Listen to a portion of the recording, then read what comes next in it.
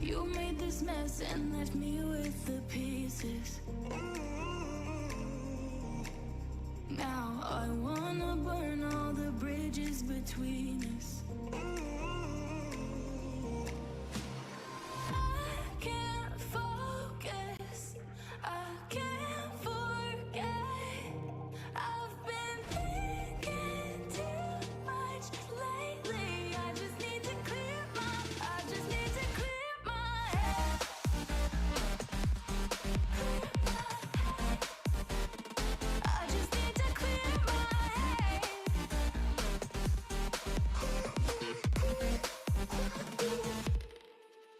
I've been stuck on your memory, but it's not like I need it.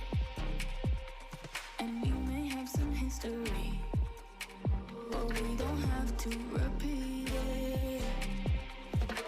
You made this mess and left me with the pieces. Now I'm gonna burn all the bridges between us. I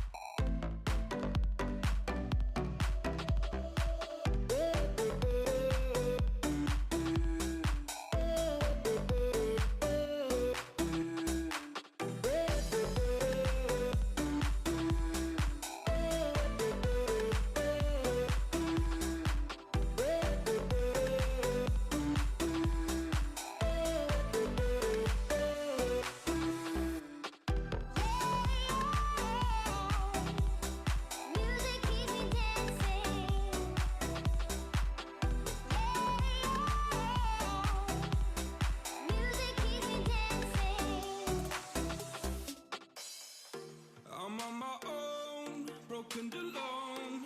I feel the rain crashing down all around this empty town.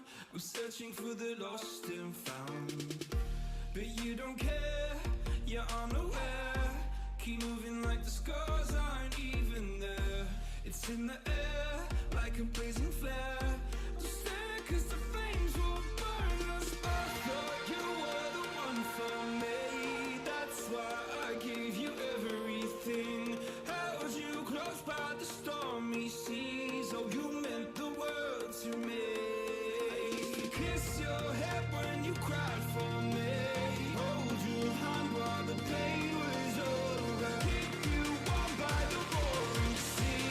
You meant the world to me.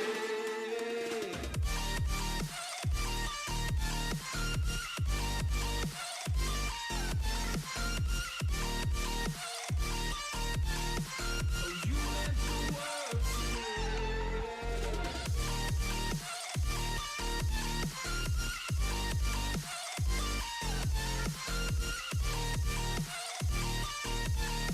Oh, you meant the world to me.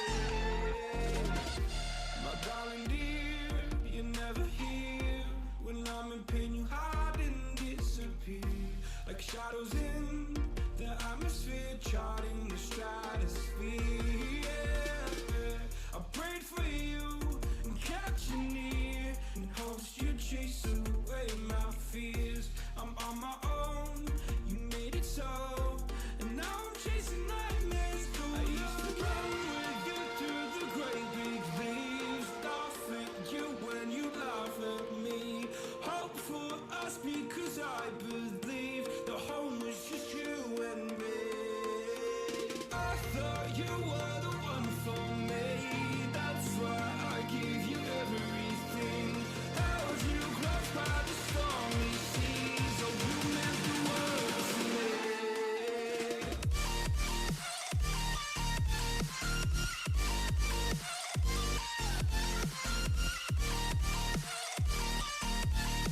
Oh, you meant the world to me.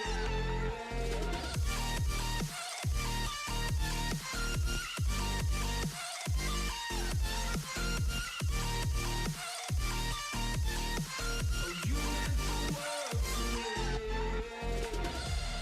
Oh, I'm gonna do this on my own. No point in blaming you, you did not know. Oh, I thought you were the one for me. That's why I gave you everything. Held you close by the stormy seas. Oh, you meant the world to me.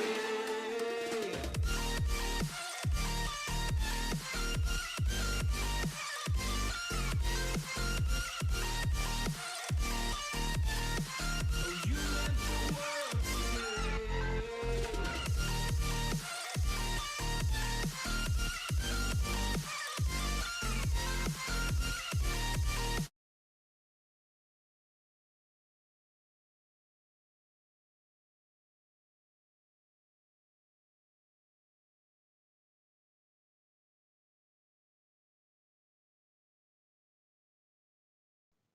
Mics are hot.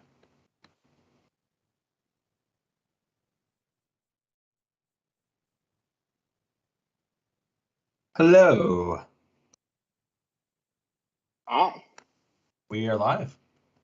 Hi, Mike. How are you doing? Welcome into Hardcore Penn State Football. If you're watching live, let us know. We'll give you a little shout out on the show. Hope everyone's doing well on this Thursday. Sean, are you good? I'm thirsty on this Thursday, but that's about it. Try. Oh, hold on a sec. I like you're making a speech. Do not want that. Let's try. Wow. Nope. Wow. There we go. Alrighty. Mike is on YouTube, and we are good to go. didn't have my notes out yet. Welcome in Hardcore Penn State. Sorry. Welcome in Hardcore Penn State Football. Fall camp is here. Penn State had their first practice a couple days ago, and we already have a lot to discuss. Maybe some overreactions. I don't know. We'll get into the show, talk about that, talk about one recruit maybe you should be paying attention to for 2024, and some conference realignment to discuss, as well as like 6 fan questions. So thank you very much for being here. Thank you for submitting the questions. Wherever you're listening, please subscribe. Thank you. I was going to get more water, but I guess that's not happening.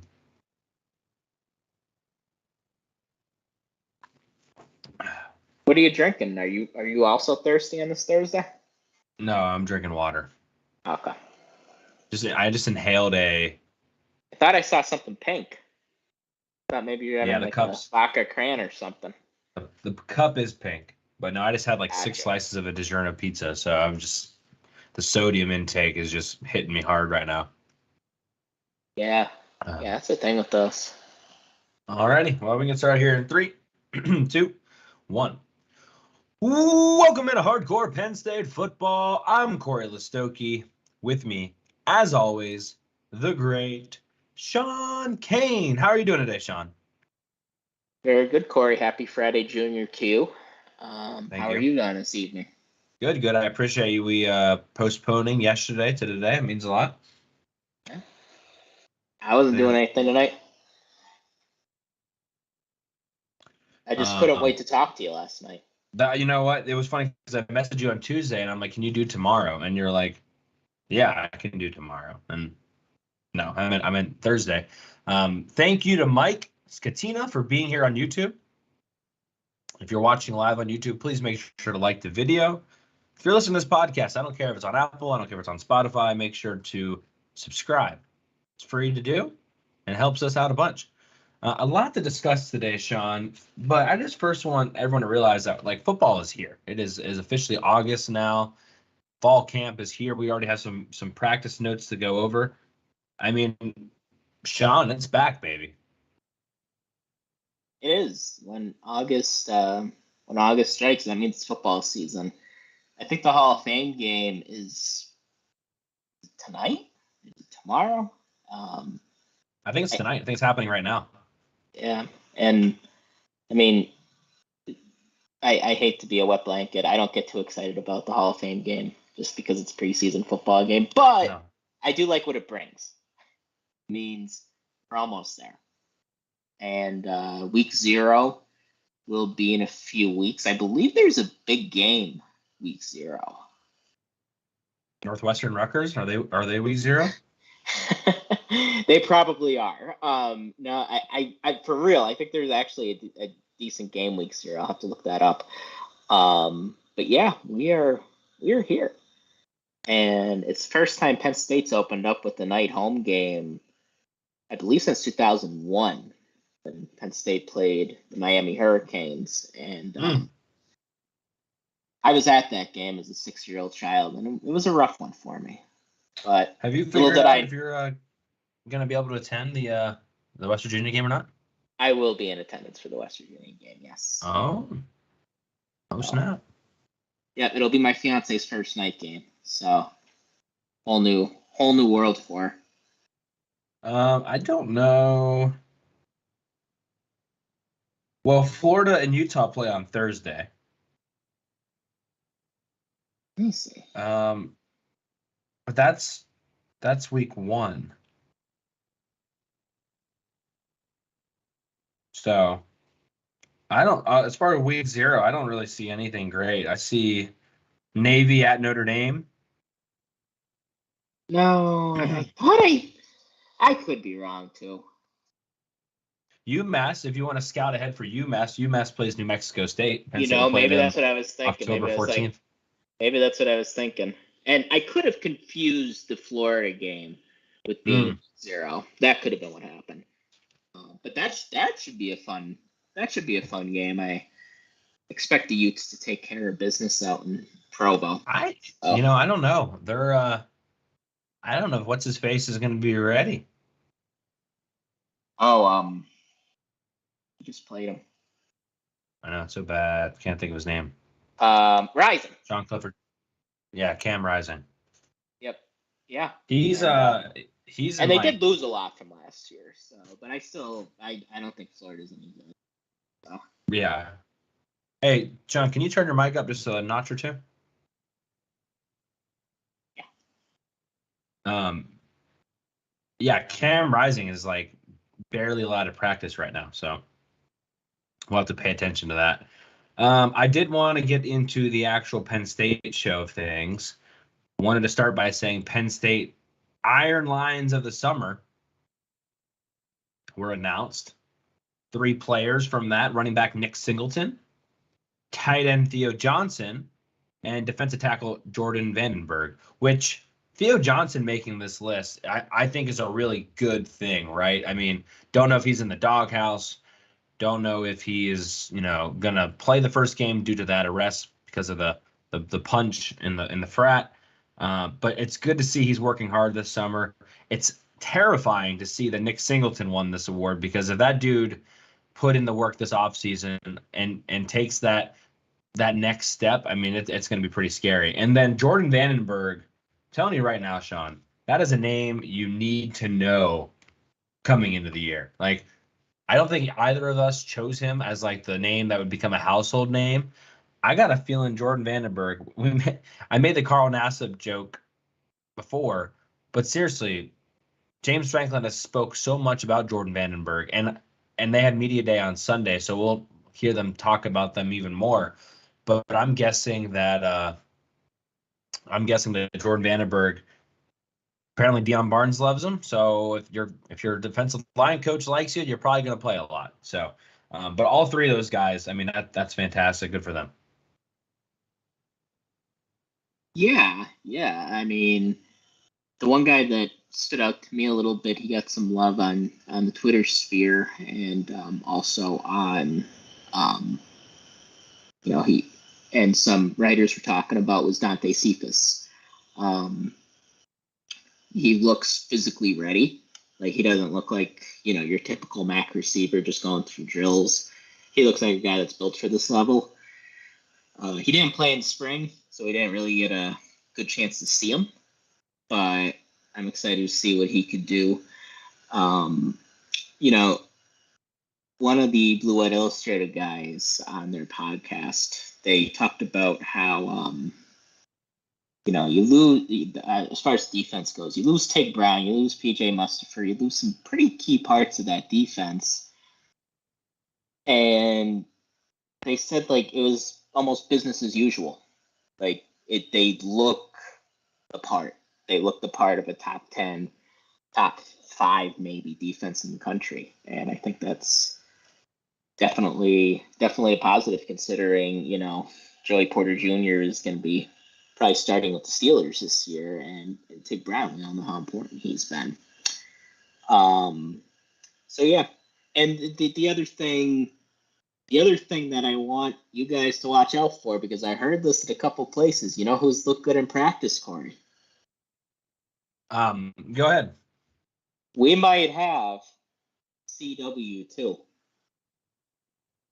The Clifford Wars 2. I don't want to go there yet. I think we might. Could Corey be the Italy of the Clifford Wars 2? No. Nice. I got that. I don't want to go to the practice notes just yet, but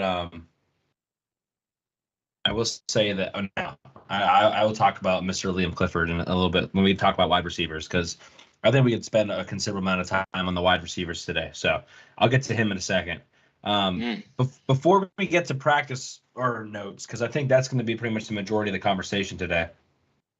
I want to talk just real quick about recruiting, and then I want to talk conference realignment before we get to the practice notes, because honestly, I don't want to spend too much time on conference realignment, because I don't think it's, first of all, very good for the sport that we love. There are intriguing aspects of it, but I really think it kind of stinks.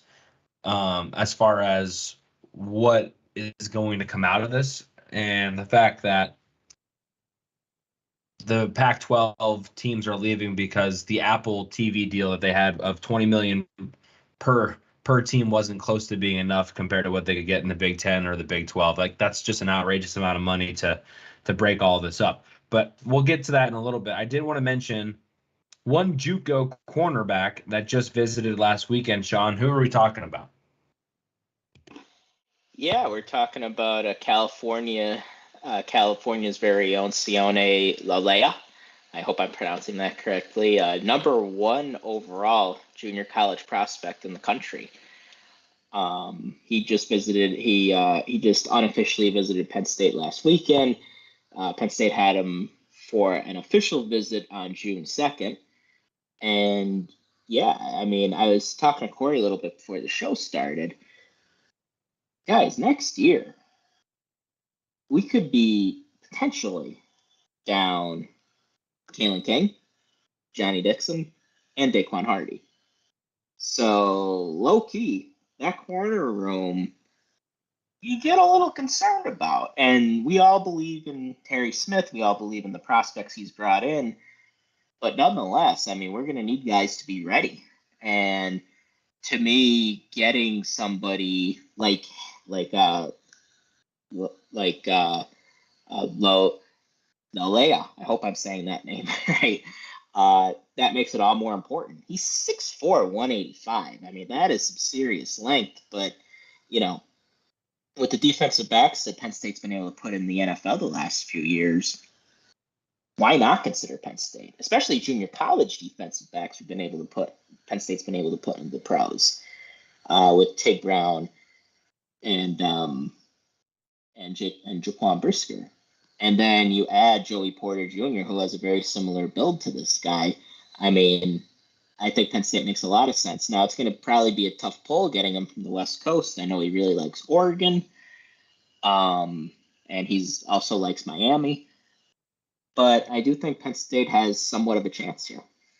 It's always a good thing, too, usually, because he brought his mother on this unofficial visit.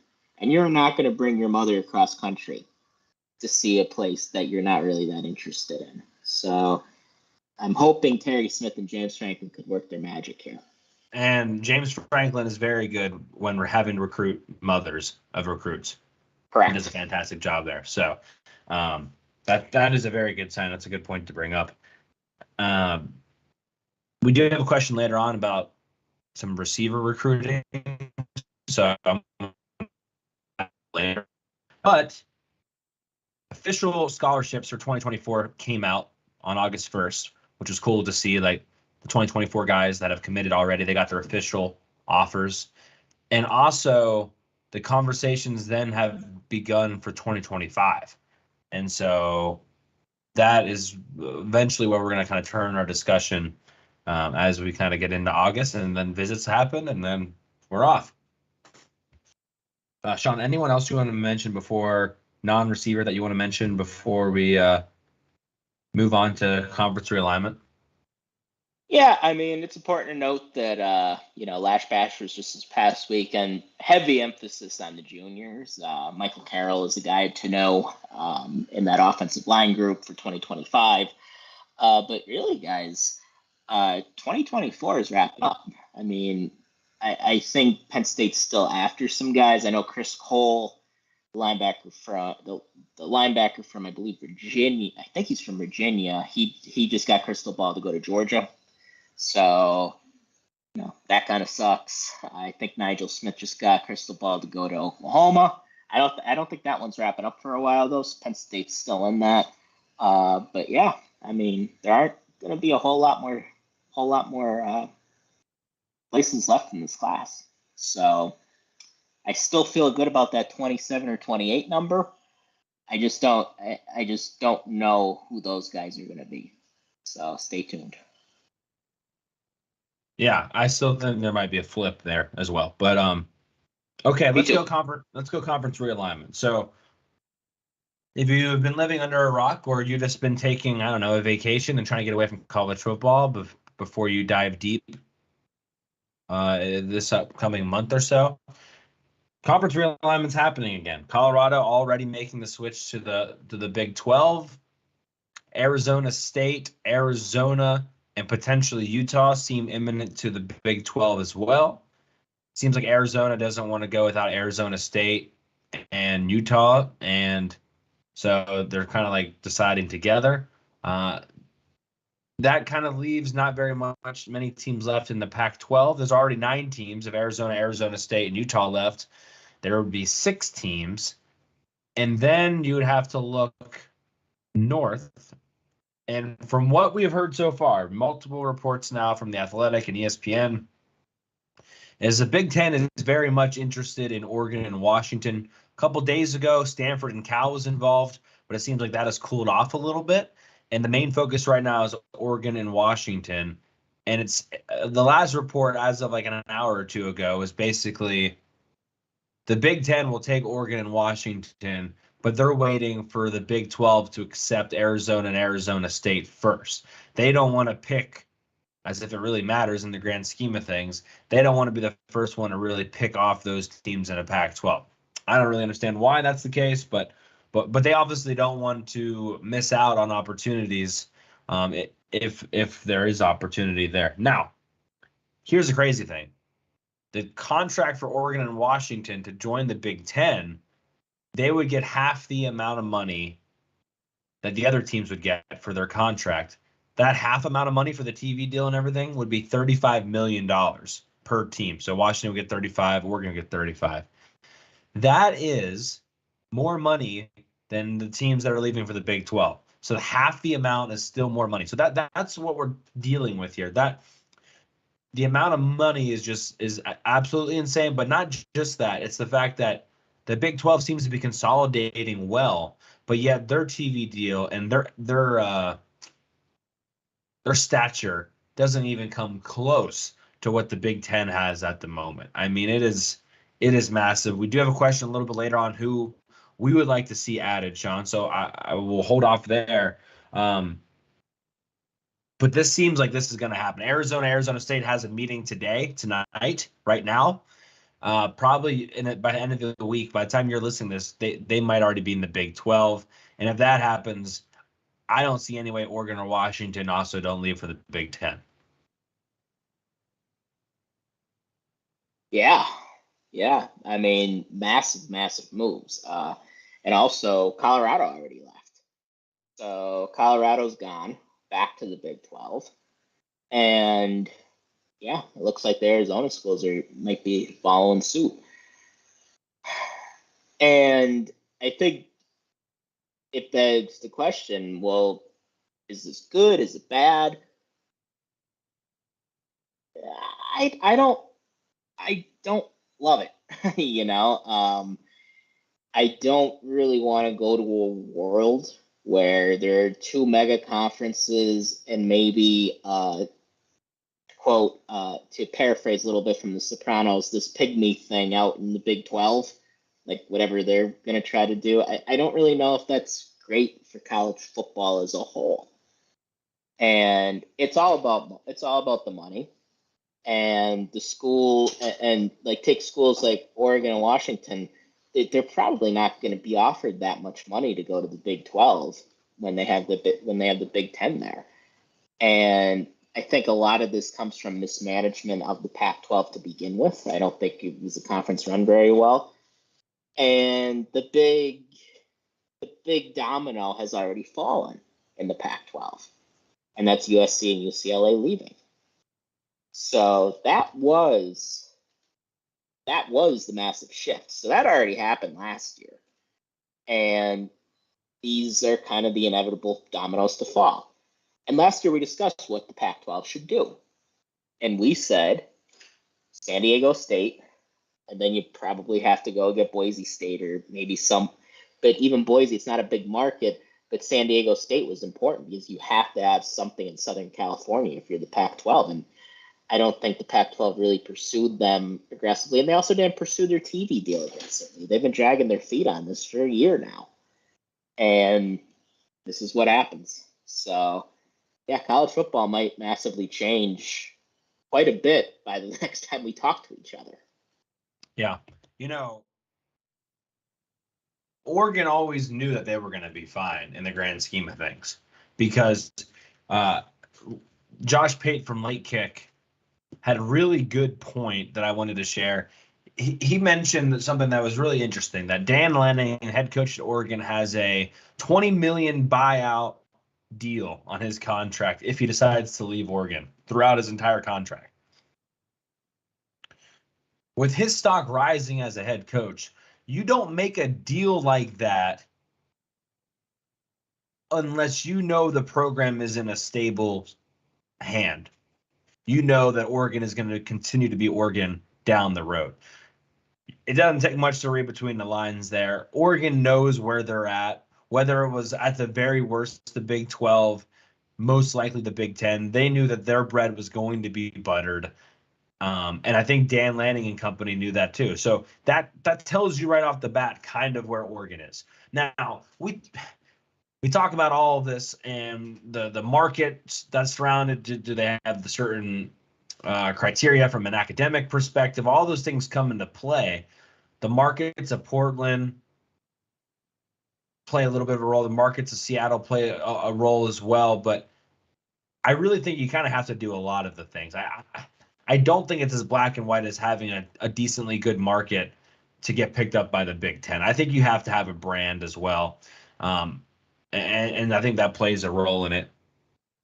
I did want to mention that the Athletic had a funny, probably very unrealistic hypothetical where they said, what if the ACC and the Pac-12 merged together to survive, to save whatever they have left? Because there's talks about the Florida State. I don't know if it was the president or the athletic director, but they said they're not getting enough money from the ACC right now. And so it sounds like Florida State might want to get out. Does Clemson try to get out? Because they've been kind of the big dog there for a while. There's conversations there as far as the contract they signed with the ACC, as no team could leave until later on. But how sturdy are those contracts? So there's a lot of things that are moving, and this happens a lot, right? One move happens and a lot of percolation happens. But I do think there's fire where smoke is as far as Arizona State, Oregon, and Washington. At this point, I would be surprised if anything else happens, but we'll have to wait and see. But I do think, and the only benefit I can see, Sean, as far as Oregon and Washington joining, is it makes it a little bit easier for USC, UCLA, and for everyone else in the Big Ten as far as traveling, especially for non-football sports. So I do think there is some benefit there. And that's true. There was a school of thought that, if you're adding USC and UCLA, well, you have to bring more from the Pac-12 in. And I do have some sympathy for that, especially the non-football sports. Because if you're playing basketball or volleyball, I mean, those schedules, like you're playing a couple times a week or sometimes 3 times a week. So, yeah, travel becomes really, really, it becomes hard, especially on the LA teams, to get out here. But also, a team like Penn State, we could have a school like Penn State, they could have a volleyball match at UCLA on Tuesday and then have to be in Piscataway, New Jersey on Saturday. And all the while having classes in between. And that's just really, really hard. As far as the ACC goes, yeah, that's going to be tougher because of the TV deal. They already have a TV deal through into the 2030s. So, but lawyers are paid a lot for a reason. And if there's a will, there's a way. And it wouldn't shock me to see them scoot, to see a school like Clemson, a school like Florida State, and Drew Weatherford, who I believe was Florida State's quarterback when Penn State beat them. He was the one that said, yeah, it's not a matter of if but when Florida State leaves. So, question is, where do they go? So, Corey, I'll wait on that. Okay. But, people say also, I don't see Florida State joining the SEC, by the way. I don't see that happening. I don't think, because as far as market value goes, it brings nothing to the SEC. It's a big name school, but it brings nothing to the SEC. You could honestly argue that Florida State, besides Florida, has more rivals with other ACC teams than anyone else over there, especially, if Miami and so forth don't go in the. I could see SEC taking Miami over Florida State just because you get the Miami market. Tallahassee is not in the grand scheme of chess pieces in the conference realignment board is not anything more than maybe a night. You know what I mean? It's just not a big piece worth risking for if you're trying to be strategic on how many teams you want to take. So we'll see, but I just don't think so.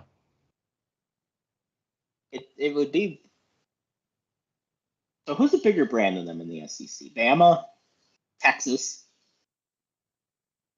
Texas A&M. I don't think A&M's a bigger brand than Florida State. Maybe they have more money, not. But I don't think they're a bigger brand. Oh, Georgia? Maybe Georgia. So, I mean, you're adding another brand, and that would be the logic behind bringing Florida State in. I would say Florida's probably bigger than Florida State. I could see that. But, I think it would bring more benefit for the Big Ten to bring them in, though, because we don't have a Southern team, obviously. So if you're the Big Ten, you would then expand to California and then Florida. So you'd be on every coast. Yeah, I don't think that's close to happening yet. My 2 cents. I think we're far away from that. I think so too, because I think that TV deal is going to be tougher to get out of than people realize. But I think eventually it'll happen. I mean, Texas and Oklahoma were rumored for about 10 years before they finally left. They were rumored to be going to the SEC. Right. And then it just happened one day. That's kind of how these things work. And it's going to happen again. Like, there's going to be news probably in the next week. And then in about 2 weeks, people keep thinking that stuff will keep happening. And then it won't happen for another year or two. So this stuff tends to all happen at once. And then nobody talks about it for another year plus. So it's going to happen again. But there's still some dominoes to fall in this little time that we're in now. Yep. Well, let's get into the meat of the show today and talk about practice. Media was at practice. We got some good scoop from pretty much all of the beat reporters kind of tuned in and provided some information. Whether it's 24/7, Blue White Illustrated, The Athletic. Got a lot of media information from all of them. We just full disclosure, we were not at practice on Monday. Is that Monday? Tuesday? Not yet. Yeah. Yes. So just some notes off the top. Overarching notes about the team. Sean already mentioned one, the size, quote unquote, the amount of studs. Energy was like a regular season practice. I think that was Nate Bauer who said that. James Franklin wants everyone to feel uncomfortable as far as their position and their depth. Nobody has a safe spot. And then one other thing I will mention as far as a general thing, and we can talk about it, I guess, now, and that is the good old dust up between Keandre Lambert-Smith and Anthony Ivy, 2 wide receivers. I'm not thinking too much into this. From what I believe it was T-Phrase said, that Keandre Lambert-Smith turned around and said something to Anthony Ivy, didn't know what he said, and then that led to some altercations and some people having to break it up. Don't think there's much there as far as anything you need to be concerned with, but I think there is something there as far as maybe Keandre Lambert-Smith showing leadership qualities and getting on a guy for maybe doing something wrong. that's full speculation. Or at the very least, there's some tension. There's some fire on this wide receiver core. They've been hearing all summer that they're the question mark, and right off the bat, seems like they're a little wound up and ready to go. Sean, your thoughts? Yeah, a few things. With the receiver dust up, I mean, if you've ever played football, even at the high school level, stuff like that happens all the time. And the media just happened to be there for it, and it didn't sound all that serious. It was just some guys, getting into it.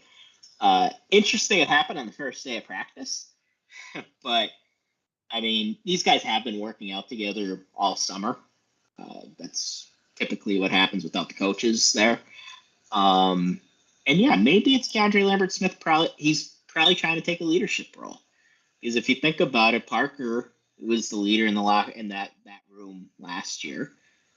And before that, it was Jahan for 2 years. And then before that, it was KJ. So it's DeAndre Lambert-Smith's turn.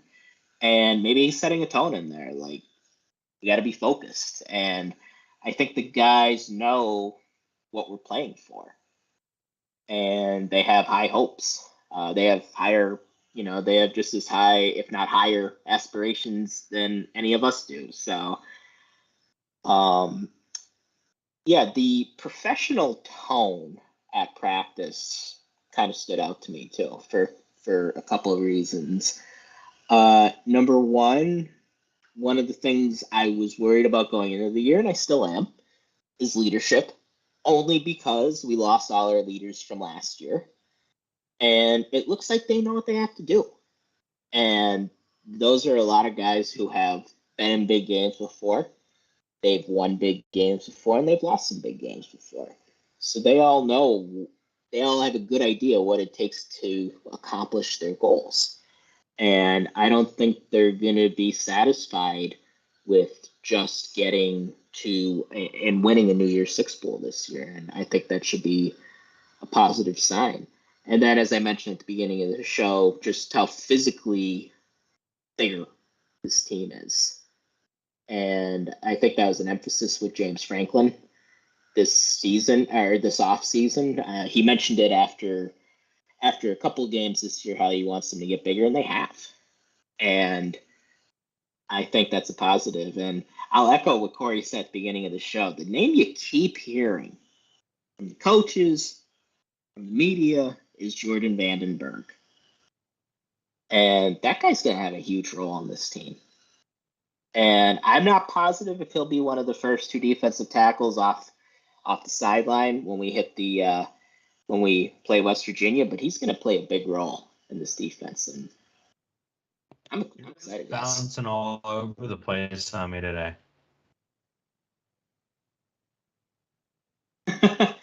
Am I unfocused, Corey?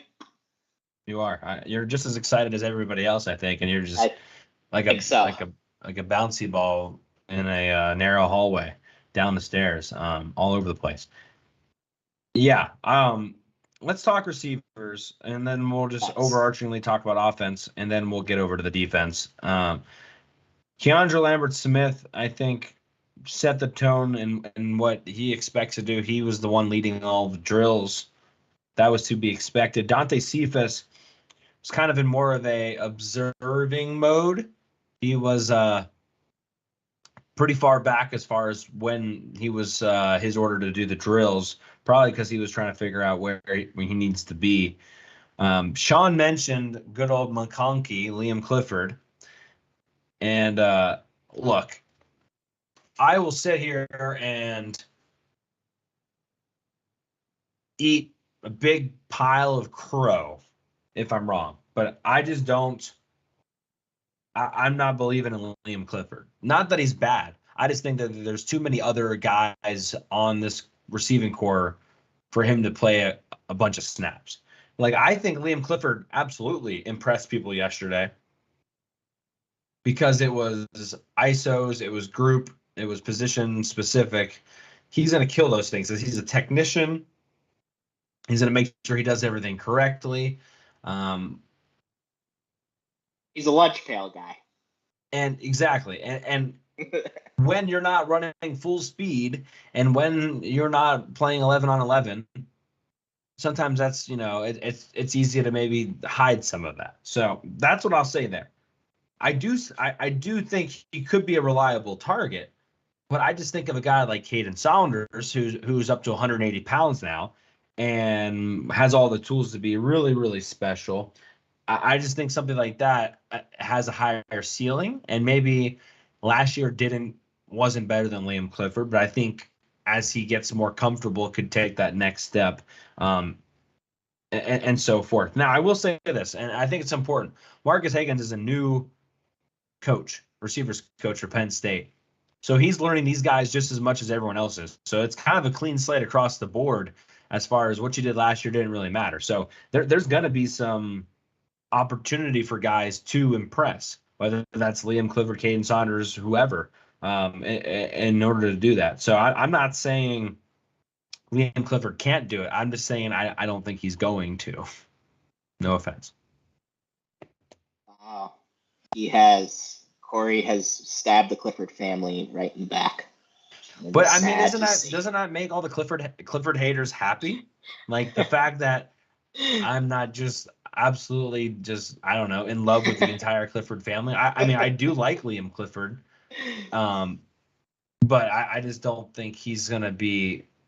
And again, maybe I'm wrong. Maybe he will be that guy. Maybe he'll just be the guy that somehow gets open all the time, and no one can explain it. The Jared Abbrederis of the world. I don't know. Jared Abbrederis. But I just don't know if that's going to be the case. Now, Marcus Higgins has been focusing on yards after the catch, breaking tackles, etc. So I think that's something to pay attention to, because I think you got some guys like Liam Clifford that can be pretty slippery in the slot. And I think that's going to bode well for them as far as their development. I'll say this for Liam Clifford in all seriousness. James Franklin, and coaches, this is every football coach, when they have uncertainties, when they have players that they're not sure about or that are unproven, a lot of times, guys, they go with the people they trust. And Liam Clifford's unproven, but so is Caden Saunders. So is Amari Evans. So is Dante Cephas in this offense. Although I do think he'll give him some, he give him some credit for what he did at Kent State. But if he trusts Liam Clifford, Liam's going to play a lot. And he might get passed out at some point. If Caden Saunders gets in there, if Amari Evans gets in there, which they will, and they make stuff happen in the games, then yeah, they could beat Liam. They could definitely beat Liam Clifford out. But especially early on in the year, I think Liam Clifford has a chance to play a lot. And of course, I'm picking on Corey a little bit because we all know he loves him some Sean Clifford. But yeah, I do think in all reality, Liam could have a small but important role in this offense. And of course, we didn't talk about this yet. QB1 in practice was Drell. Wait. I want to finish on receivers real quick. Okay. Oh, go ahead. I didn't know you had anything more to say. Go ahead. Yes, sorry. I just wanted to say one more thing. Because I do want to talk quarterback battle. Amari Evans. I was trying to find a way to be cool about not picking Amari Evans to be the stud, because Amari Evans already kind of showed up and he's already kind of proven himself. Some people already know his name. So I was trying to be trendy maybe this year and not pick Amari Evans to be a fantastic player. Amari Evans is a dog, and he's got a little bit bigger. And just reminding folks, he played quarterback in high school, so he's still figuring things out. And then you had the blue and white game. Amari Evans, I think he's going to play a lot of football. And it's Amari Evans and Dante Cephas kind of battling it out on the outside there. I don't really know what to expect, but I think Amari Evans is going to make it as difficult as he possibly can for Dante Cephas to get on the field. I think he's going to be – I really think you got to pay attention to Mr. Amari Evans. Now we can go to quarterback, Sean. Okay, cool. Yeah, I agree with what you said about Amari Evans too. I really liked him. I've liked Amari Evans in everything I've ever saw him play. So I think he's going to have a chance to play a lot this year. But yeah, your starting quarterback right now, well, not officially named, but the guy taking the first team snaps was Drew Aller. So quarterback competition, I'm shocked. Yeah, I know. We're all very surprised. So the quarterback competition we've been hearing a lot about might not be a real competition, but James Franklin is going to present it as such, and that's fine with me. Mark Brennan from Lions247 did note that Jackson Smolik looks more physically put together this spring, or not this spring, this summer than he did in the spring. So I think that's a good sign. I have a hunch that backup spot, Bo's probably got that locked up at least right now. Maybe Smolik takes a couple steps in the spring, and I keep saying in the spring, in the summer, and makes that a bit closer. And I hope we are 3 deep at quarterback, where we have 3 guys that we could trust. But right now, I would say that the order most certainly will go Aller, Perbula, and then Smolik.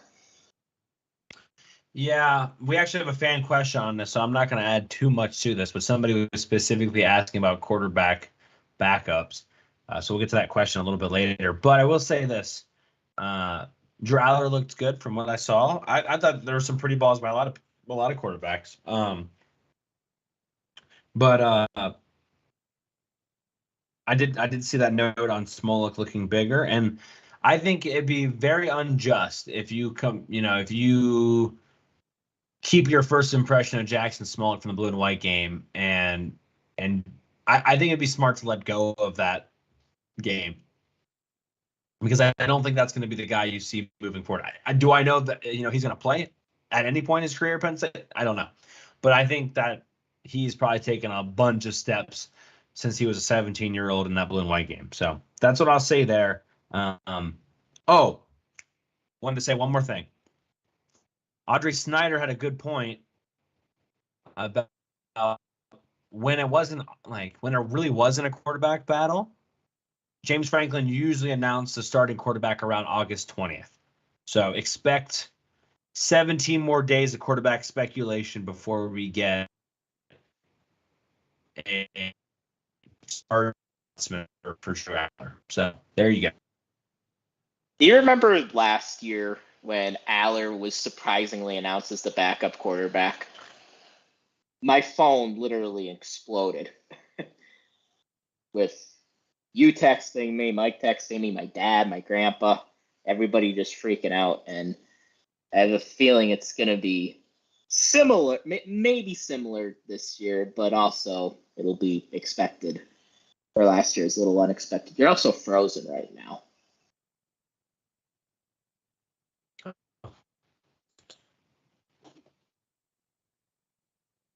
Why did I freeze? You look like Han Solo right now at the end of Empire. I'm still frozen. Well, Han thawed out, so hopefully you will too.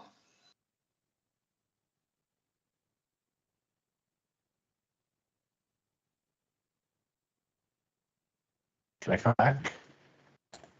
I think I could hear you. I think you can hear me. I just don't think you can see me. Yeah, I cannot see you.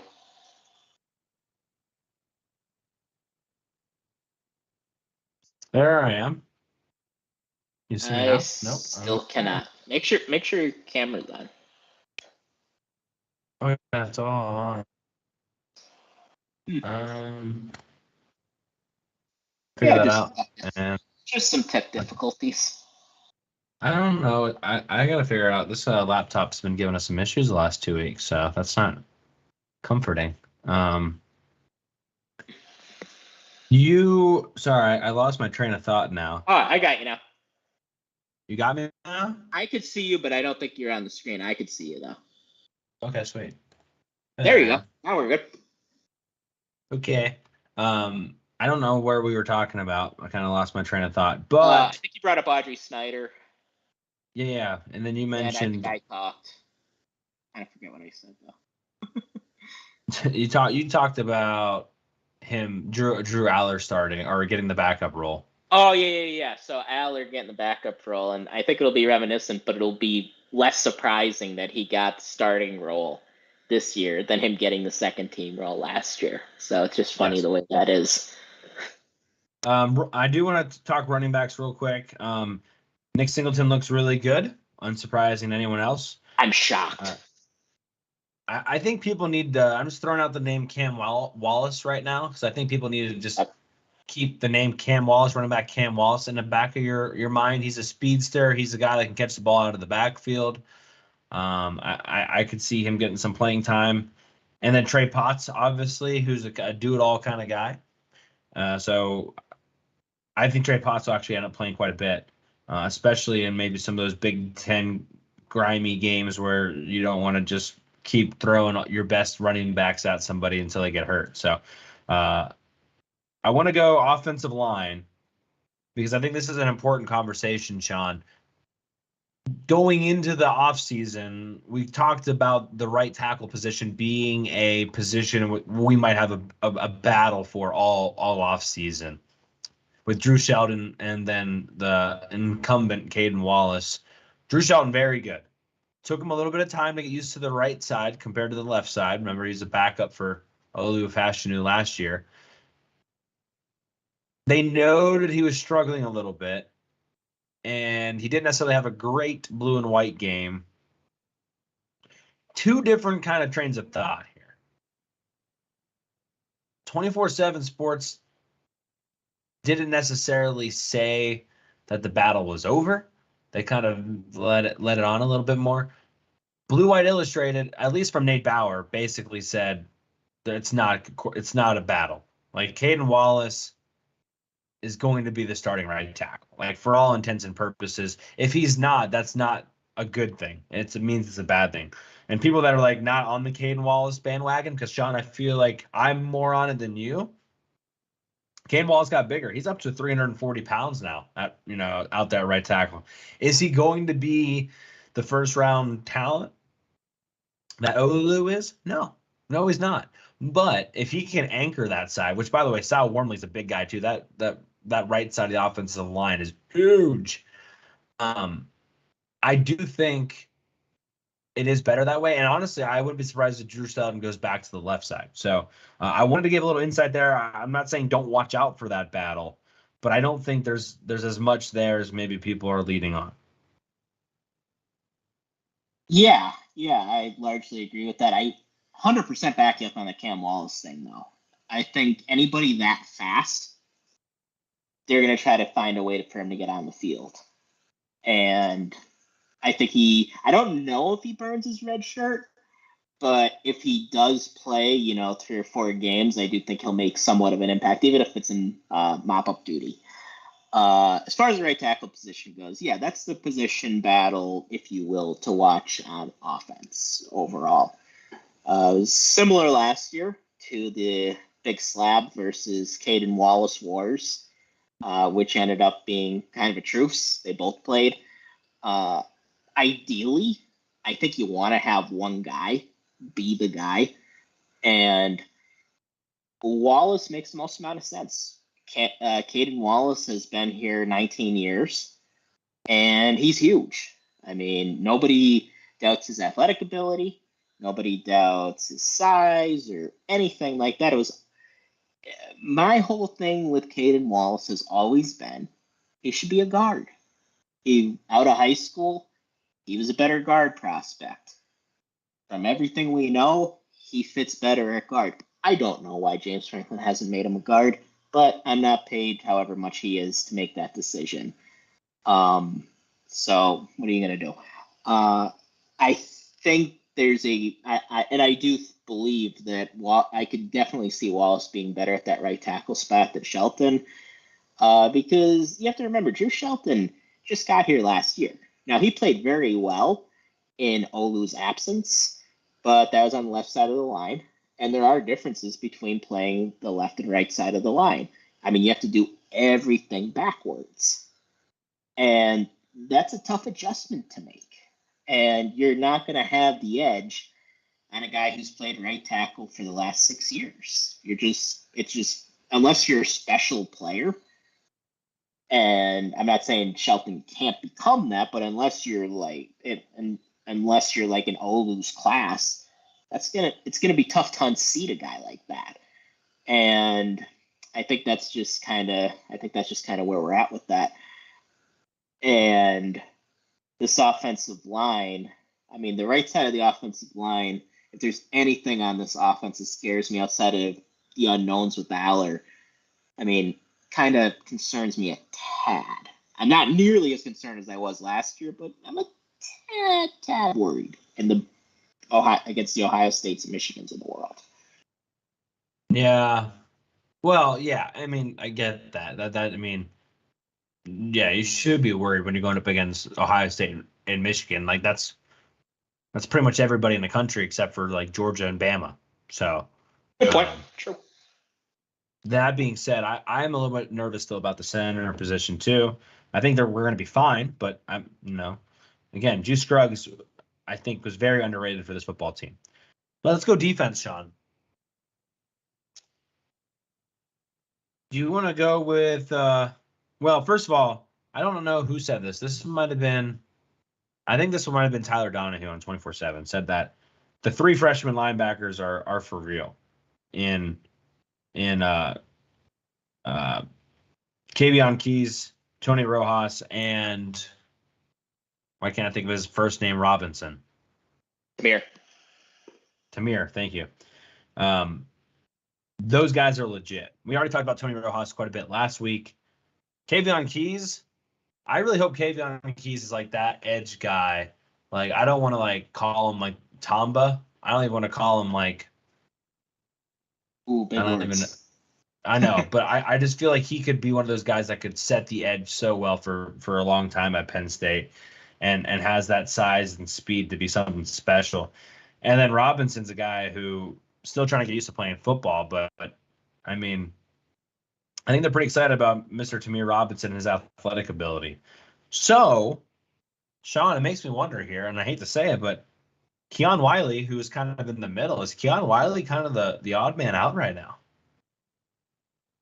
Honestly, and I really liked him coming out of high school. I haven't heard his name like much at all in the last 2 years. And important to note, he's still a young player, but when you have that amount of talent behind you, yeah, I mean, that room gets crowded very quick. He came in with Abdul Carter, so we know he's going to be tough to leapfrog. And yeah, I do want to note Tyler Ells. He did get hurt though last year, so he did flash a little bit towards the end of the year. I think he actually had a sack against Utah. Yeah, so I'm not saying it's almost time for Keon to vamoose or anything like that. But yeah, I mean that. But that's kind of that's kind of what James Franklin wants, right? Like, this is what football coaches want. They want guys to be able to come in there and compete. And if Keon Wiley is able to answer the call, then he'll be fine. I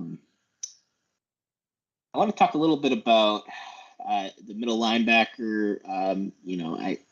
I kind of worried there. I do believe I saw Tyler Elston was back. Tyler Elston was nursing an injury, so that's a good sign. And you want to talk about Kobe King? Let's talk about Kobe King. I'm hearing good things from Kobe King, like really good things. Like, we always thought maybe Kobe King had a little bit more upside. I don't know if he was 100% comfortable last year, or you felt like Tyler Elston put himself in the right position, I think, more times. And I think Kobe King maybe ran himself out of position more times. But when there was a guy in the hole and one of those two were in the hole, you felt better about Kobe King making the play. Tyler Elston had that one really bad missed tackle in that Rose Bowl that just kind of really stunk. That being said, I mean, it's going to be a battle, and they're both going to play a bunch. But I think Kobe King is if I had to put money down right now, I think Kobe King's going to be the starting middle linebacker. That's my thought there. I would agree with you, and I kind of hope he is, just because I think he has more upside than Tyler Elston. I'm not really sure what Elston's ceiling is, but I think it's lower than Kobe King's. So I don't want to. I want whoever the best guy is to start, but I think just with Kobe's upside, I would kind of rather him start. Right. Abdul Carter's still a freak. Curtis Jacobs still a freak. Nothing really new to report there. Still very good at football. Yeah, they're good. They're good. Let's go. Do you want to go defensive line or do you want to go corner? I'll give you the choice. Or sorry, just defensive backs in general. Keep it in the front seven. Okay, let's go defensive line. Beefman, Hakeem Beeman's got a little bit bigger. We already kind of knew that. We already talked extensively about Jordan Vandenberg. Keziah Izzard, he's banged up a little bit this spring. He's looking good too. I believe it was T. Fraze that made a comment about how he could maybe be that. Maybe it was Tyler Donahue actually, but made that comment that maybe he could be the PJ Mustipher guy, a little bit bigger. But I really like Keziah Izzard's hands. I think he's got some really quick hands. He can shed blocks real quick and not just clog holes, but be disruptive in the hole. So Keziah Izzard, I think you got Devon Alley's there. You got Devon Townley there. You've got Zane Durant there. You got a lot of options there. I think upside-wise, Keziah Izzard is probably, alongside Hakeem Beeman, probably your best two right now. But I really think they're all going to play a bunch, Sean. Yeah, and we all know that Franklin likes rotating through guys. And typically in a game, he probably likes to play 5 or 6 defensive tackles. And I think he has 5 or 6 defensive tackles that he's going to trust. And going into the offseason, I really didn't know about the defensive tackles. I spoke pretty extensively about who's going to replace PJ Mustipher. But the more I think about it, the more I think we're going to be all right there. Because everybody got bigger. And just from reports, just from what people have been saying, just from what the coach has been saying, it sounds like guys are really taking another step. And that is Jordan Vandenberg. That is Zane Durant. That is even a guy like Devon Ellies. And that's what you need. Not to mention Keziah Izzard. I mean, I thought Izzard was probably maybe the most consistent defensive player last season, at least in the front seven. I mean, just brought it every game. Like, there were no games that I was like, Izzard really didn't play that well. And, like, even Chop Robinson and Abdul Carter, I mean, there were moments, the Michigan game, they didn't play well. I mean, they just didn't.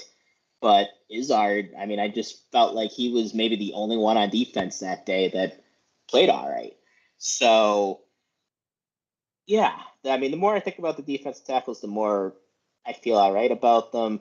I do think it'll help having Abdul Carter and Curtis Jacobs right behind them and having, an elite defensive end group to the side of them.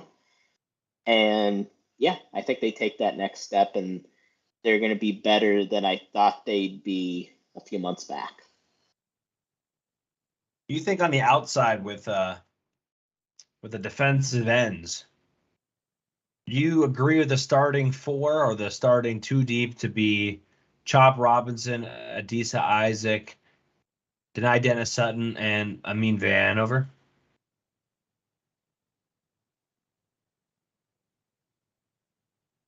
Definitely the top 3.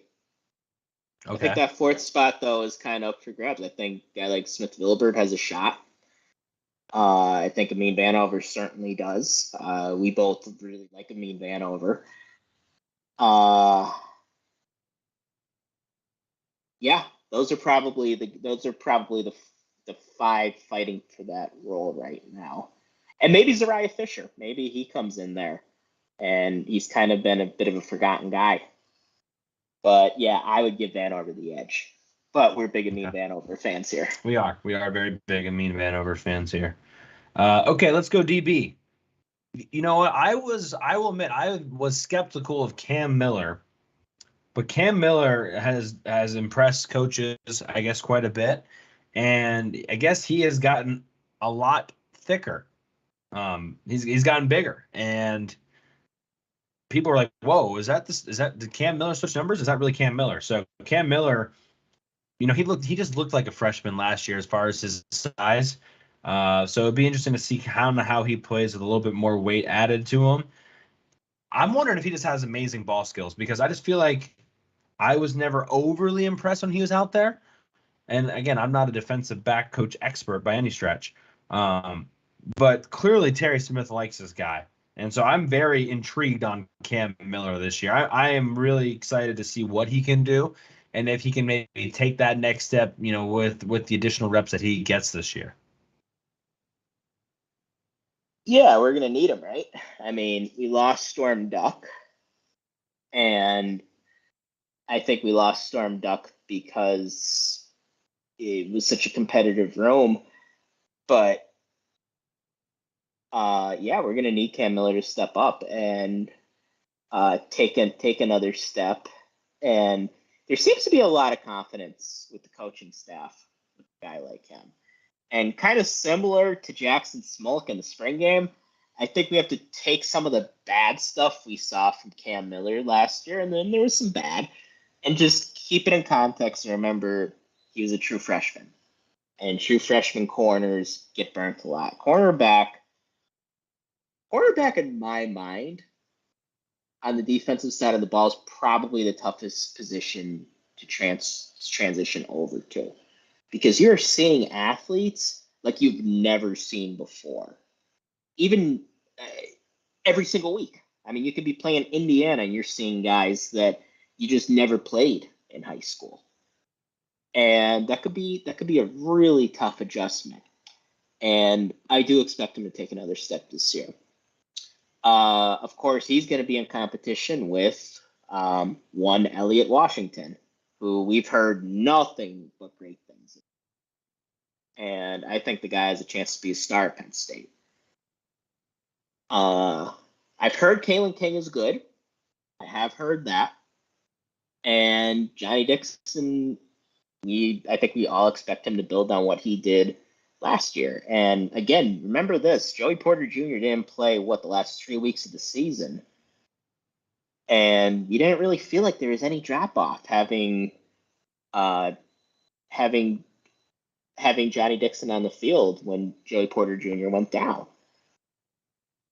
So I think that's definitely encouraging, and I think he's going to be ready to play that corner spot opposite Kalen King. Yeah, no, I think you covered those guys well at the corner spot. Yeah, Elliott Washington, definitely name not to forget. Safety, Jalen Reed, I think, is a guy to pay attention to. This is like Key Wheatley as well, but Jalen Reed, I think, maybe has, I don't know. Between both of those guys, I think both of them are going to do some really good things. I will say this. James Franklin said something kind of interesting the other night. Like, Keaton Ellis has done everything extremely well, except for the fact that he hasn't really had those explosive plays yet. And I think that's a really kind of interesting, I don't know if that was a dig by James Franklin at him, or it's like he's done everything, he just hasn't had those moments yet. But also, Keaton Ellis has been around, and you're kind of like, okay, well, when is he going to have those moments if he hasn't had those moments yet? So take that for what you will. I don't really know what to think of it yet, but it's something I'm going to kind of keep in the back of my mind throughout these, this month and next month, as far as what he meant by that. So hopefully it just wasn't out of context, but yeah, I thought it was kind of an interesting to say. I don't think he'd be saying that if he didn't think Keaton Ellis had the ability to do it, though. Like, I remember him as a high school recruit, and there's a lot of speculation he might have played offense. Like, he might have played receiver. And then he came to Penn State. I believe he started as a corner and then switched over to safety. And he was always Corey, a good word to describe Keaton Ellis. Fine. Wouldn't you think that's a good way to describe his career so far? It's fine. And it's a better fine than like what your girlfriend tells you when she's mad at you, but it's not excellent. It's not great. And I think James Franklin thinks there's more in the tank for him. And it would be awesome if there is, because the guy is always in position to make a good play. He doesn't really make mental mistakes. So if there's anybody to be able to take that next step and be a playmaker at that safety spot, it'd be great if it was Keaton Ellis. Yeah, and he was just so good in high school. And so he has the athleticism. Maybe it was a switch from corner to safety that maybe slowed him down just a little bit. So we'll just have to wait and see if he can put it all together this year, and really just kind of take that final step. But yeah, it'll be interesting. And then didn't hear anything specifically about Kevin Winston Jr., but that's a name you should just never forget in general. Sean, that's about all I had. I missed one thing. Sorry. Do you have anything else defensively? I have one quick note about somebody else on offense that I forgot, but otherwise I'm good.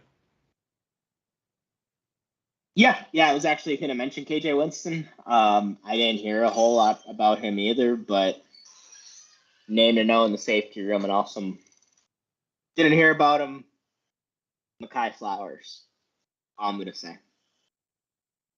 Old Forge's father. Valley people know. But you hadn't heard anything about Mekhi Flowers, did you?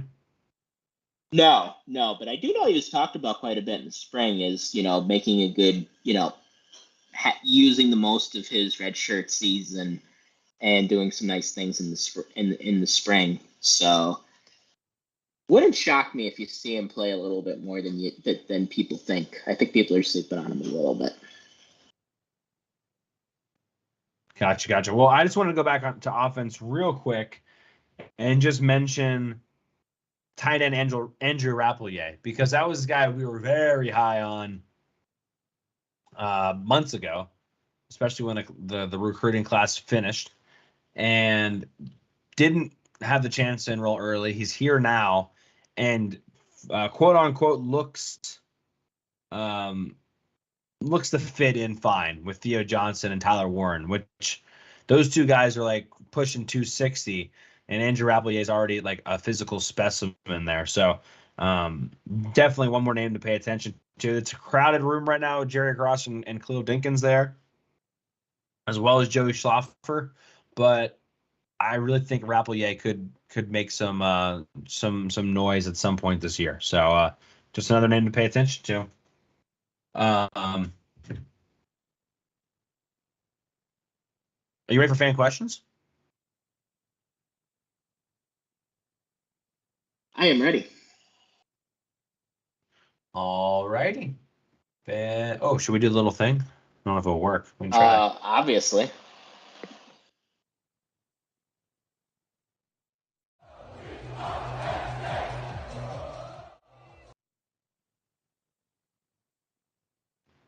It's always so fun. Fun when I'm doing it too. Okay. Okie dokie. Okay. Let's start with the backup QB question. How about that? So I'm familiar. This is Chris Powell on Twitter, says, have you guys gone in depth on backup quarterbacks yet? If Drew Aller goes down, I'd like to know who's our next best option. Also, wish the Beav had chicken cheesesteaks. Yeah, the question this week was, what concession item would you like added to the Beav concession items? And Chris going with chicken cheesesteaks. Not a bad choice. I like chicken cheesesteaks a lot. Sometimes I even like chicken cheesesteaks more than beef cheesesteaks, depending on my mood sometimes. So good choice there, Chris. We answered this a little bit, but we can go in a little bit more depth. Sean mentioned Jackson Smolik looking a little bit bigger. We talked about him. I do think Bo Prabila is the backup. When he was throwing the football, and they were showing some film of him the other day, Like when he's wearing his helmet, he really does look like Trace McSorley with that number 9. Like it's almost kind of weird. But I think he's your backup. He also does, if Drew Aller were to go down, it provides you with some added benefit that he can run and move around and hurt the defense with his legs. Maybe not as well as Drew Aller would be able to do with just his arm, but it is nice to know that if you had to move the sticks, he at least provides a different way to get the job done. But I think he's your number 2 for sure. Obviously, you'd like to get him a lot more experience than the limited action he saw last year. But Penn State did add 2 walk-ons. One of them was Jack Lambert. I think he's from North Carolina. And there's another local guy that I have the name for. Did add some quarterbacks to the room. So you've got 1, 2, 3, 4, 5 quarterbacks in the quarterback room now. So a little bit of added protection there. Obviously, if one of those walk-ons gets on, that's probably not good for Penn State. Probably wouldn't feel amazing if you had to see Jackson Smolik this year as far as having to get the job done.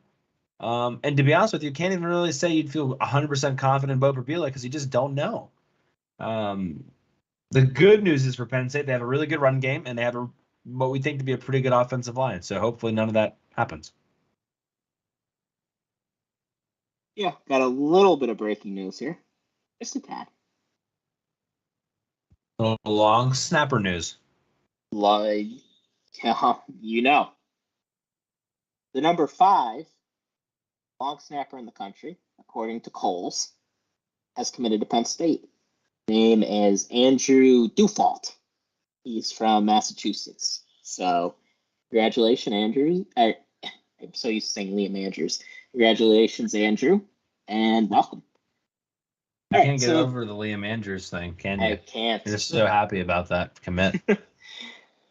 You know it. All right, so Chris Powell, who I've been friends with since the 3rd grade.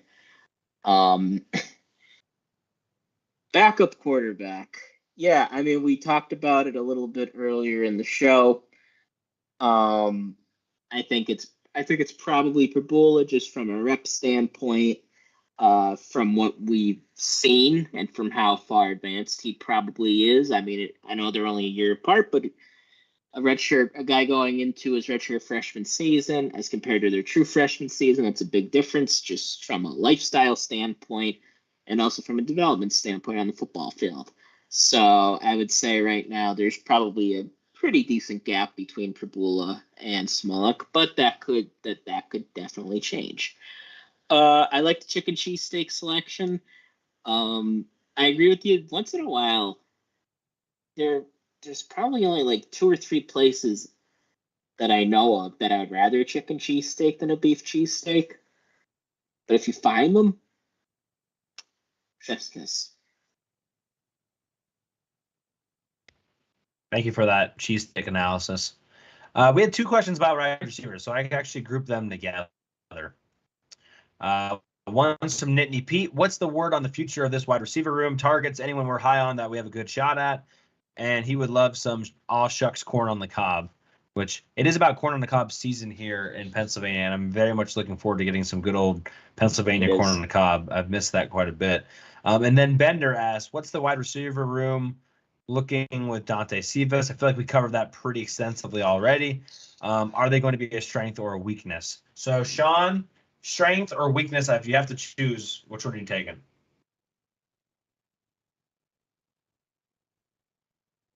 Oof. That is a tough binary choice. It is.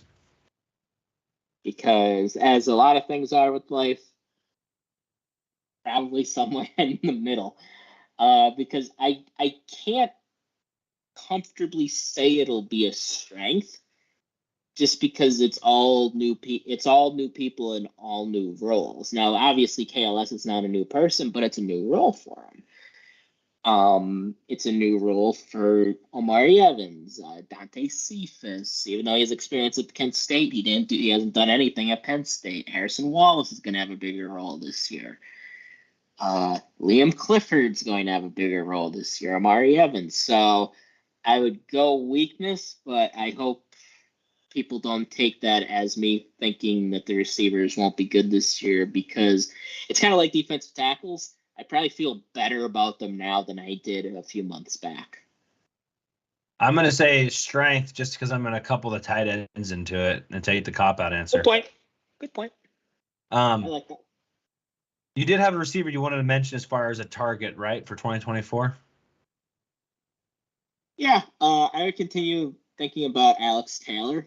I think he's still somebody we could bring. I think he's still somebody that we could potentially bring in. But really, I don't think Penn State sits at a great spot right now with any of the receivers. And I do think we bring in another one, but it might be somebody that's not well known to us right now. So we'll keep you posted. Or Nick Marsh, maybe. That's who I'm hoping for. You never know. Never know. Alrighty.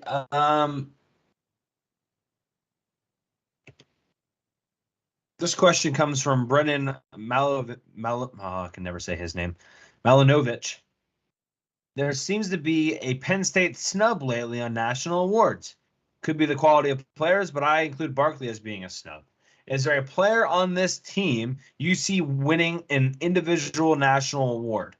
And for a concession, he would like Coca-Cola products.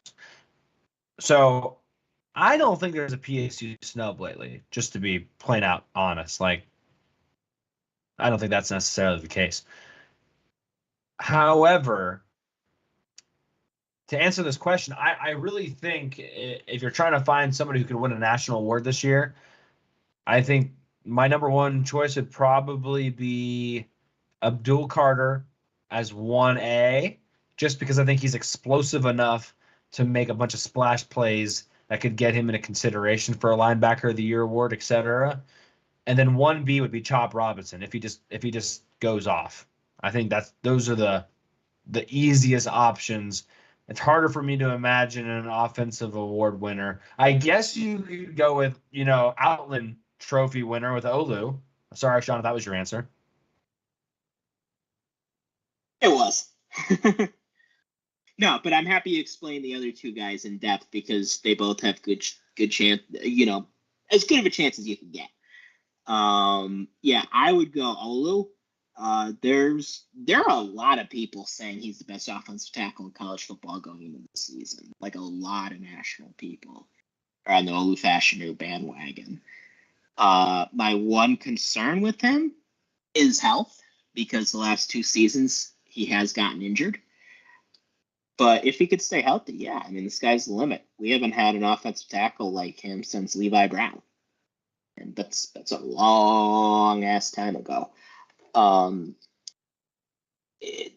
Like you said, like the Walker Award for best running back, that's probably going to be a little tougher, just because there's so many great college running backs. Same thing with the O'Brien Award. Obviously there are so many great college quarterbacks. Maybe Kalen King, Thorpe Award, because he's another guy consistently named among the best defensive backs in the country. So I think there's a lot of love out there for Penn State guys this year. And frankly, I think some of the quote unquote snub, I mean, you kind of have to name, like, there are guys that I think should have been nominated for awards. Like Allen Robinson should have been nominated for the Blitnikoff Award his junior season. I think Saquon should have been invited to the Heisman ceremony. But I don't know if I can name anybody who should have won an award in the past that hasn't won an award in the past 10, 15 years, in my opinion. Yeah. If Michael Mate doesn't get hurt, I think you have maybe an argument there for linebacker of the year. Yeah, they would have just given it to one. Yeah, they would have just given it to Manti Te'o. But yeah, Carl, how many sacks did Carl Nassib have that 1 year? Maybe he deserved a little bit more attention. Yeah, I could buy that. Was he nominated for anything? Was that?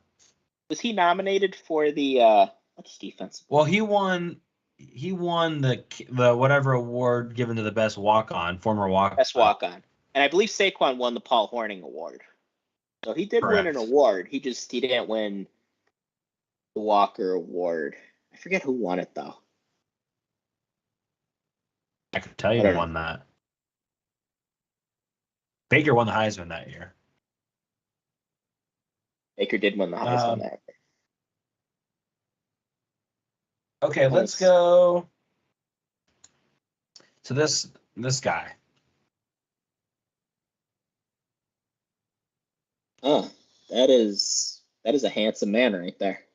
Which I didn't realize we were allowed to do this. Sean asks, question for Corey: if you could have one guy from last year's team who is no longer there, who would it be and why? You wish that the Beeve had personal pizzas. That's an interesting choice. I wouldn't have thought about that. I'd be okay with just a big pizza that you share with your friends, but I could see the desire for a personal one. So I got a personal pizza in Indianapolis, just like Urban Meyer did from the what's the chain out there? Papa John's. So I did enjoy that. I was like, ooh, this is good. So yeah. Also the winner of the 2017 Walker Award, this was a snub, I'll give you that. Wait, which college is it? Stanford. Who's the college? Oh, I know who it was. Yeah. I forgot this guy existed until I saw his name. And I was like, oh, yeah. I remember being mad. Because he came back for the next year and then he got hurt. Yeah. Which is awful. Yeah, I remember being upset about this. Oh my goodness, is it gonna come to me? Yeah, as soon as I say the name. And I see his face. He had a little bit longer hair, didn't he? Let me make. Yes, he did. He was actually a medical student too. I think he was like studying pre-med when he was at Stanford. I know all sorts of things about this guy. I just can't remember his name. Yeah, I mean, you know his whole resume. Yeah, but I can't remember his name. Yeah, he was a very good player, but I liked Saquon better. Oh, he did have 2,000 yards.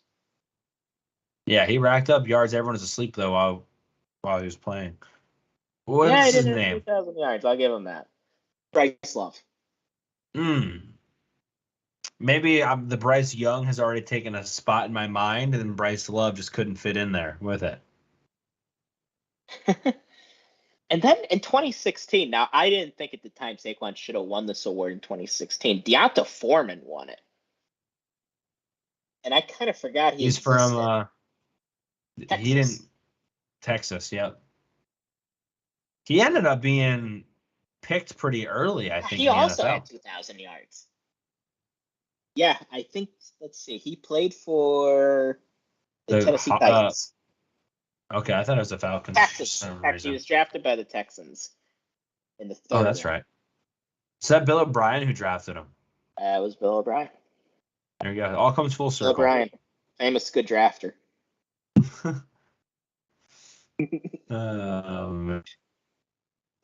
All right. Well, hey, they did take. He's back with the Patriots now, isn't he? Yes, he is. Mentoring Mac Jones, and he has Chase and his quarterback room and Gesicki. Yeah, that's just great. I'm so happy they're both with the Patriots, and really happy for them. All three of them. Okay. Gonna be happy. Player from last year's team who's no longer there. Who would you want? I would say if I could have one player from last year's team on this year's team.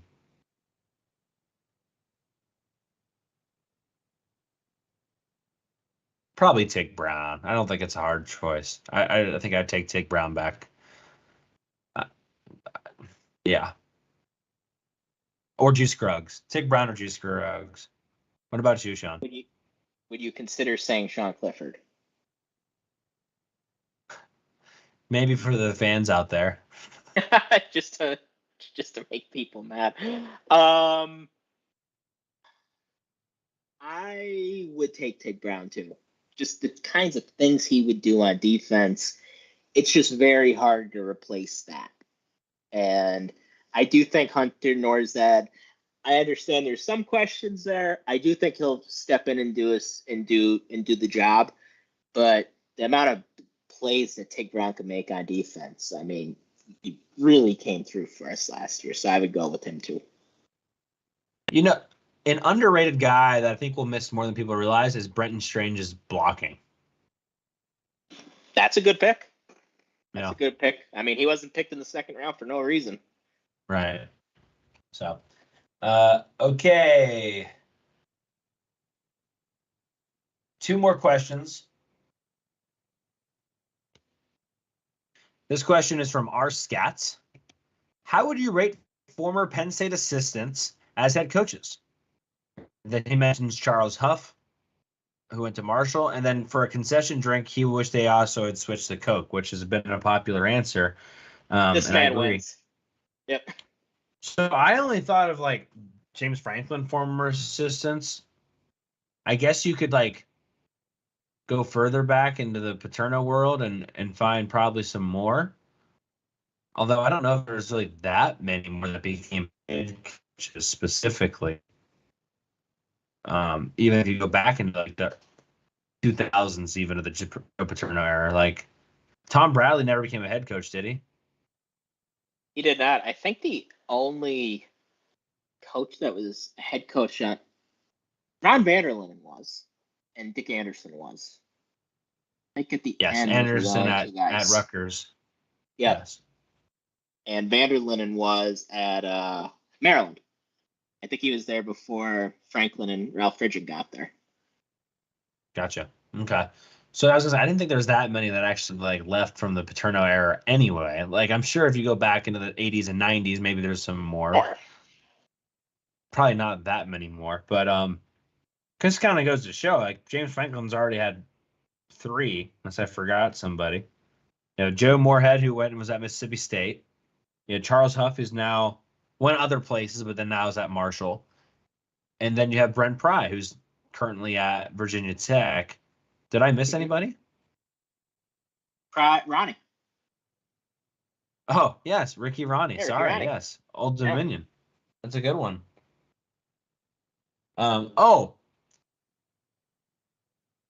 Donnie must be watching because we did forget a big one, and that is Greg Schiano from the Paterno staff. Jim Caldwell. Caldwell, yeah. Yeah. So there, I don't think he ever was a head coach in college, but he obviously was in the NFL. Into a Super Bowl. And that question does not say college head coaches. So there you go. Nope. Yeah. So that's kind of a fun question to think about. As far as rating them, I think Moorhead got screwed at Mississippi State. He just wasn't a Southern guy, was never given a great opportunity. They went and got the complete polar opposite in Mike Leach. Obviously, very sad what happened to Mike Leach, but Mike Leach wasn't doing anything great there. I mean, they weren't building a dynasty there when Mike Leach was there. We'll see where they go from there, but I think Joe Moorhead had them going in the right direction. He just didn't. He was only there for 2 years, and both years his quarterback got hurt. So stunk there, but now he's at Akron. So see how they can do it at Akron. Charles Huff beat Notre Dame, so that's all you got to say there. He probably gets the best rating for just doing that. And I can't remember. I think Brent Pry beat Old Dominion and Ricky Ronnie last year. I believe they played each other. I don't remember. It was a close game. It was a really awful game. It was like 10-7 or something like that. But I believe they did play, and I think Virginia Tech won. Virginia Tech plays Rutgers this year, so yes, Brent Pry will have some more Big Ten opportunities there. Old Dominion won last year. Old Dominion won. Okay, what was the score of that? Like 13-10? 20-17. Okay, I knew it was low scoring. It was miserable. I think that game might have been on a Thursday or Friday. September 2nd. It was on a Friday. There we go. That's probably the only reason why I was watching. It was the Franklin Bowl. I do remember that James Franklin said that he had like family members and friends went down for the game, but he wasn't able to go down. But like his wife went, I believe. I got to meet up with Rainey's wife and Pry's wife, et cetera. So that was probably really cool for them. To get back to the question, though, I guess you would say Huff's doing the best. I mean, I don't really know how you want to put that, but the point is, a lot of assistant coaches, even ones that haven't become head coaches, have went on to do some really good things. I know people can say they went about Josh Gaddis, but he was at Alabama, went to Michigan, was briefly at Miami. Now he's at Maryland. So somebody believes in him. And obviously there's been, Shoop had a lot of opportunities. I don't know where Bob is now. Is he at USF? For some reason, I think he's at USF. I have no idea where he is. But John, look that up for me. I'm putting $5 on USF defensive coordinator Bob Shoop. That's my guess. Bob Shoop he was at USF. Oh, shoot. I don't think he's anywhere now. Okay, so he got canned from USF? Wait, he won a USFL championship in 2023 as something. Okay, so I was on the right trail, but he got canned at USF last year.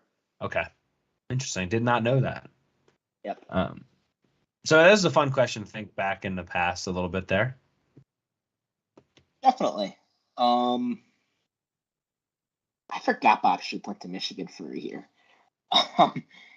I would probably say, I'd say you have to go with Charles Huff. I mean, that Notre Dame win was very fun, especially for me.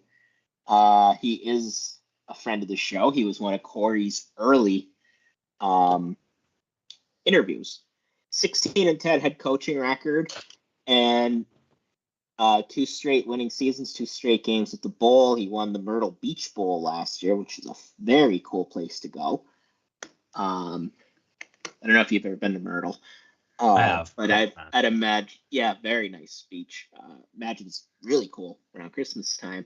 So, yeah, I would go Charles Huff. Charles Huff is a guy I'm keeping an eye on for his whole career because, one day Franklin's going to retire or whatever. If Charles Huff could do well at Marshall, get another job at a Power 5 program, I'm totally fine with bringing Charles Huff back someday, maybe to take the head job here. Familiar with the school, he's coached here a few years. He's a good dude. So, and he's worked under Nick Saban, which I think says a lot too. Yes, he has. He's worked under a lot of guys. He's been a lot of places, and he's familiar with the area. So, and he works at Marshall now. That's about 3-4 hours from State College. So, he's a guy who you might hear his name again in the next 10-15 years. Very, very good recruiter. Also, just shout out to Charles Huff. He signed Saquon. Yeah, first of all, this guy took an interview with me, didn't have to do that. It was like a Friday night when I interviewed him.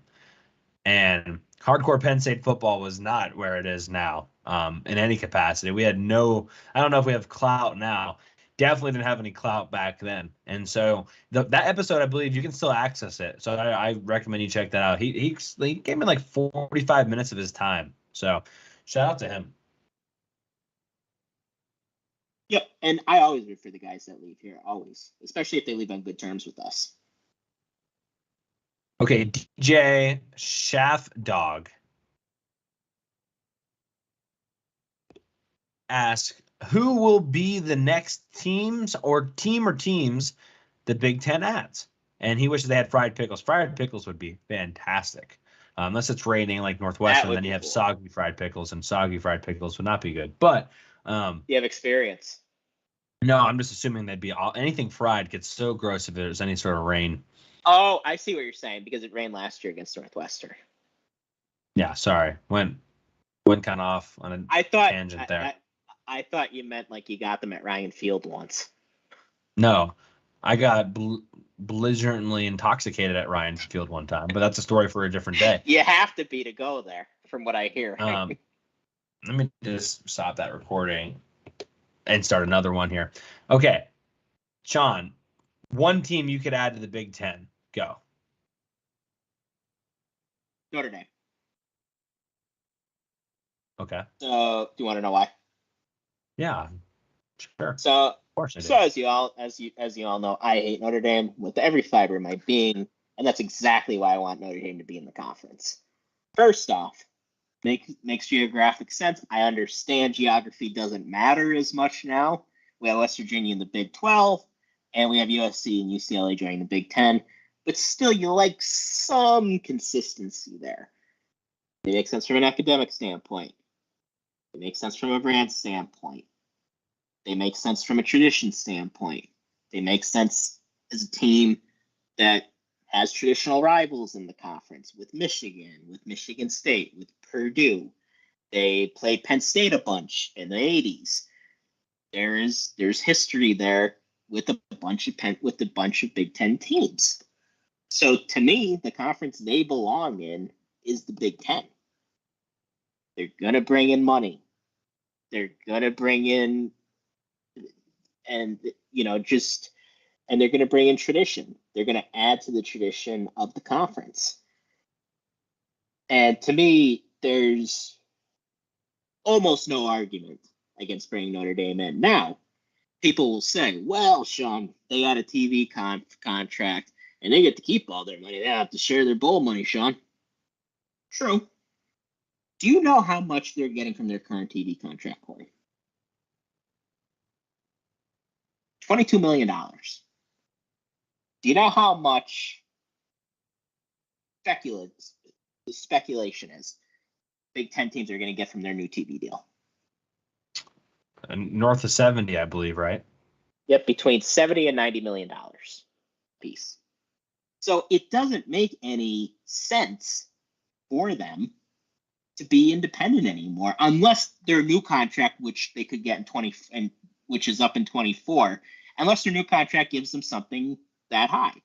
Because if not, they kind of sound like,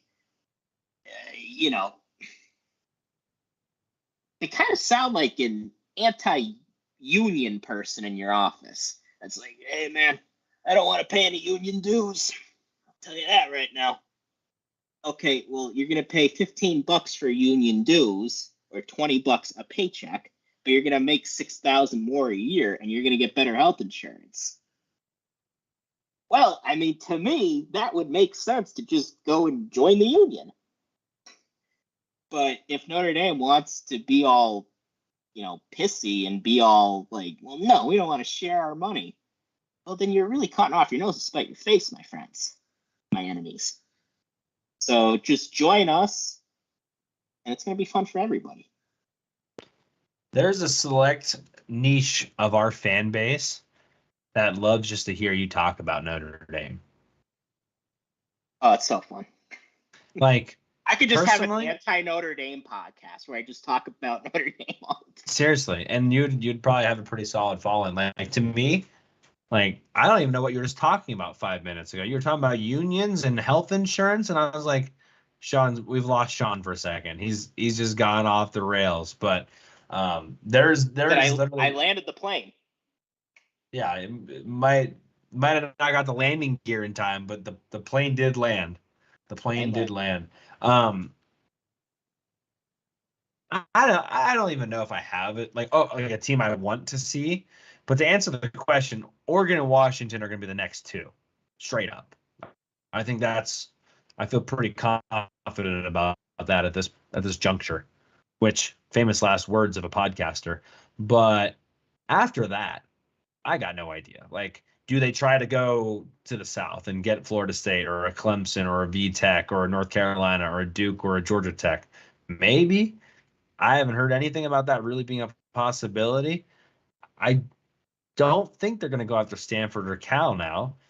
And so I don't know where they're going to go. So I will say this, the next two, Oregon, Washington, to keep it simple. Yes.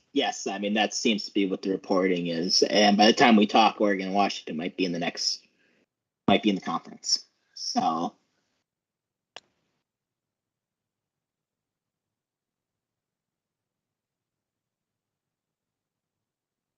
Oops. We actually got a 5-star rating, I think, on Apple, but they did not leave a review.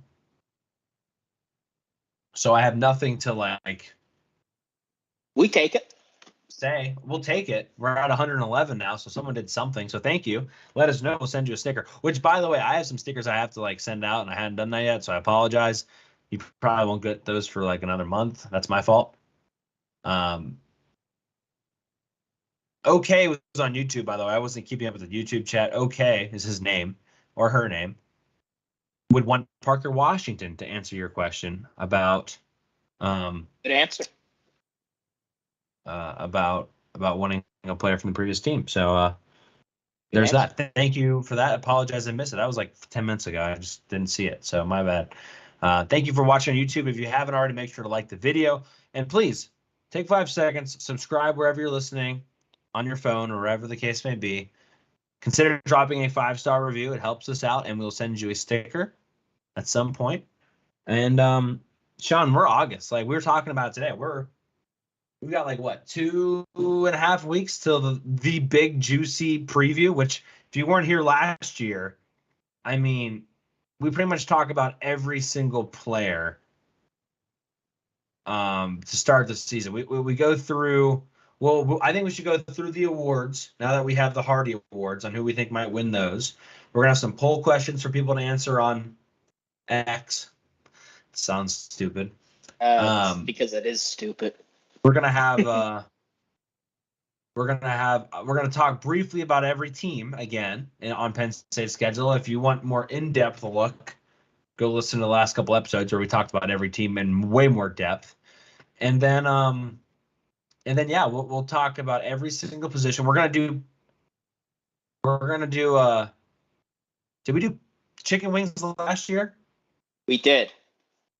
So I think we thought pizza toppings for next year, right? Yep, pizza toppings. Yeah, I think we could call that pizza toppings or pizzas. I think either one will be respectable for how we want to talk about those positions.